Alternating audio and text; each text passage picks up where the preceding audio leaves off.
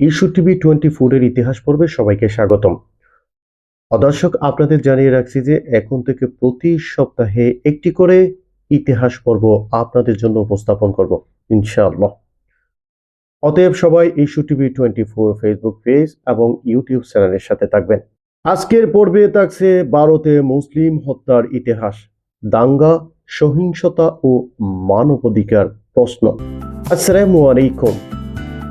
আজকের বিশেষ প্রতিবেদনে আমরা ফিরে তাকাবো ভারতের ইতিহাসের একটি সংবেদনশীল ও গুরুত্বপূর্ণ অধ্যায়ে, সাম্প্রদায়িক সহিংসতায় মুসলিম জনগোষ্ঠীর উপর সংগঠিত হত্যাকাণ্ড ও নিপীড়নের ধারাবাহিক ঘটনাগুলোর দিকে।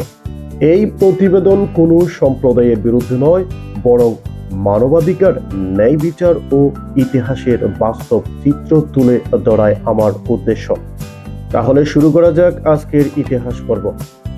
দেশভাগ ও সাম্প্রদায়িক সহিংসতার সূচনা 1947 সালে ভারত বিভক্তির সময় ভয়াবহ সাম্প্রদায়িক দাঙ্গা ছড়িয়ে পড়ে।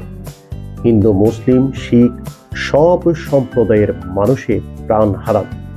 বিভিন্ন ঐতিহাসিক গবেষণা অনুযায়ী এই সময় কয়েক লাখ মানুষ নিহত হন এবং কোটি মানুষ বসত ভিটা পরিত্যাগ করতে বাধ্য হন। মুসলিম জনগোষ্ঠীও এই সহিংসতার বড় শিকার ছিল।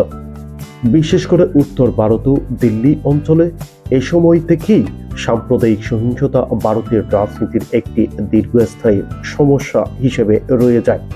স্বাধীনতার পর বড় বড় দাঙ্গাগুলো, স্বাধীনতার পরও বিভিন্ন সময়ে সাম্প্রদায়িক দাঙ্গায় মুসলিমরা বড় ধরনের ক্ষতির মুখে পড়ে।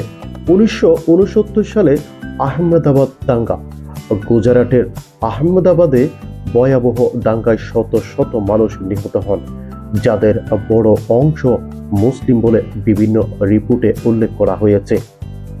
1989 সালে ভাগলপুর দাঙ্গা, বিহার, এটি ভারতের অন্যতম ভয়াবহ সাম্প্রদায়িক দাঙ্গা হিসেবে পরিচিত। সরকারি ও বেসরকারি তথ্যে দেখা যায় এখানে বহু মুসলিম নিহত হয় এবং হাজারো পরিবার বাস্তুচ্যুত হয়। বাবরি মসজিদ ধ্বংস ও পরবর্তী সহিংসতা 1992 থেকে 93। 1992 সালের 6 ডিসেম্বর বাবরি মসজিদ ধ্বংসের পর ভারতের বিভিন্ন রাজ্যে ব্যাপক দাঙ্গা ছড়িয়ে পড়ে। বিশেষ করে মুম্বাই দাঙ্গা 1992 থেকে 93-তে কয়েক শতাধিক মানুষ নিহত হন। বিভিন্ন তদন্ত কমিশনের প্রতিবেদনে বলা হয় নিহতদের বড় অংশ ছিলেন মুসলিম। এই ঘটনা ভারতের ধর্মীয় সহাবস্থানে ইতিহাসে গভীর ক্ষত তৈরি করে। গুজরাট 2002 সালে গুজরাটে সংগঠিত সাম্প্রদায়িক সহিংসতা আধুনিক ভারতের সবচেয়ে আলোচিত ও বিতর্কিত অধ্যায়গুলোর একটি। সরকারি হিসাব প্রায় 1000-এর বেশি মানুষ নিহত হয়, যদিও মানবাধিকার সংগঠনগুলো সংখ্যাটি আরো বেশি বলে দাবি করে।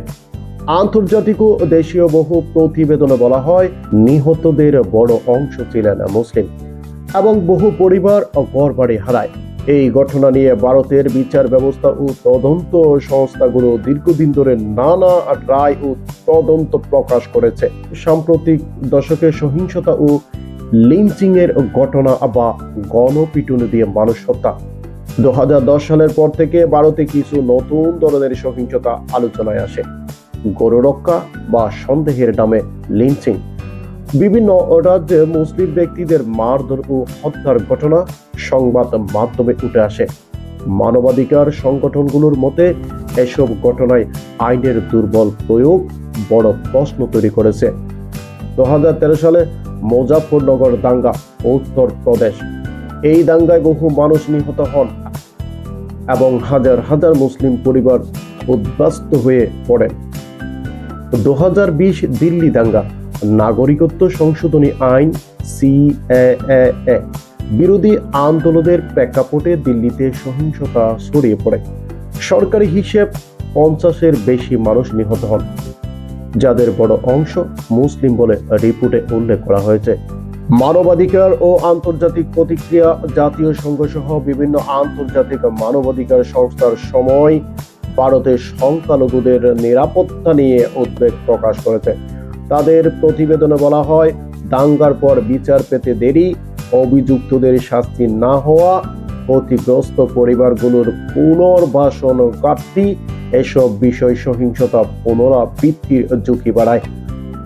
ভারত সরকার অবশ্য বারবার বলে এসেছে, দেশের সব নাগরিকের সমান অধিকার ভোগ করে এবং আইন সবার জন্য সমান। বর্তমান বাস্তবতা ও ভবিষ্যৎ প্রশ্ন। আজকের ভারতের মুসলিম জনগোষ্ঠী দেশের অন্যতম বৃহৎ সংখ্যালঘু, কিন্তু দাঙ্গা, ঘৃণামূলক বক্তব্য ও সামাজিক বিভাজন তাদের নিরাপত্তা ও আস্থার প্রশ্ন সামনে এনে দেয়। আর বিশ্লেষকদের মতে আইনের সুশাসন, নিরপেক্ষ তদন্ত, ঘৃণা আবাসনের বিরুদ্ধে কঠোর ব্যবস্থা, সামাজিক সম্প্রীতি জোরদার, এই বিষয়গুলো ছাড়া দীর্ঘমেয়াদী সমাধান সম্ভব নয়।